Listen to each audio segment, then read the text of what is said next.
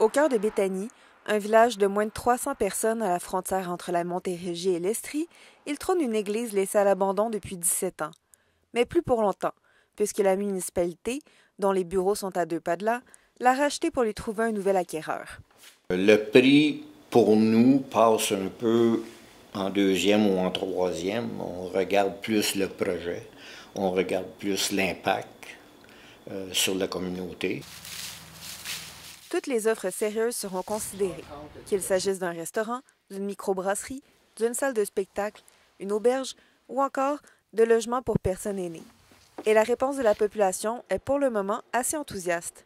Je crois que si on recommençait quelque chose, on avait un nouveau projet qu'on pourrait utiliser le terrain en arrière aussi de l'église, les gens probablement répondraient à l'appel. Ça, c'est vraiment un meuble de sacristie, là, comme on faisait. L'ancien lieu de culte a toutefois besoin de réparation. L'acquéreur aura donc bien des travaux à faire. Une analyse de sa structure par une firme d'architecture révélait en 2019 que l'état de santé de l'église est préoccupant, mais que les fondations et les murs en pierre sont en bon état. Ça prend un 200 000. Autrement dit, il faut que la personne considère que c'est dans son coût d'acquisition. On vend le bâtiment pas cher.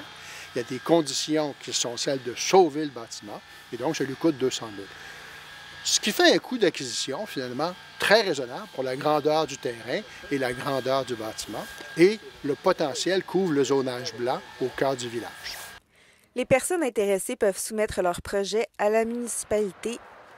Un comité composé d'élus et de citoyens évaluera toutes les offres reçues. C'était Constance Kadzenga à Béthanie pour l'Université de Montréal.